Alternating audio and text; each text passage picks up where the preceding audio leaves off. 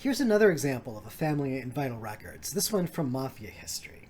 This is actually one of my favorite census records to show people because of his occupation. This is Ciro Terranova, the Artichoke King, one of the Morello Terranova brothers of New York City. Their gang had a number of rackets. One of them was wholesale produce. Ciro managed to get the monopoly on baby artichokes in New York City. This was a delicacy that 1 million Italians had to have, and so that meant that there were dozens, maybe hundreds, of little produce markets and hucksters who had to buy their baby artichokes from Ciro Terranova.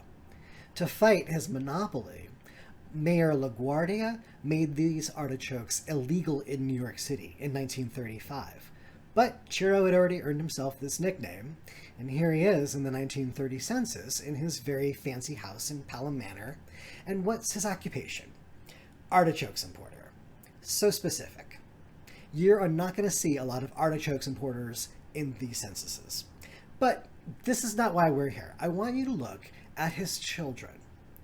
There are more on the second page. I called it a fancy house in Pelham Manor for a couple of reasons. One of them is that in mafia sources, they talk about Ciro Terranova's wealth at this time, and they tell me that his new home was a mansion, and that he'd built it in a trendy neighborhood. And I'm also looking at this census, which tells me that this family had 2 live-in servants in 1930, so at the start of the Great Depression. And his neighbors, they also have servants, multiple servants living with them. Do you see anything funny about their children's names? It's the first 2. Why would Ciro and Tessie have 2 daughters so close in age with such similar names? Here's the family in the 1930 census with their approximate years of birth. And here's Ciro and Tessie Terranova's family in the 1920 census. And also living with them in the same household is another head of household, Vincent Terranova, 33, with his wife, Bessie, who's 30, and their children. We can't tell from looking at this record who Vincent is to Ciro, but if you've read their profiles, either on my Patreon page or Wikipedia, or you know anything about the Morello Terranova family, you know who Vincent is. You know that he's one of the Terranova brothers. Angela here is their mother, with her age being overreported by 7 years.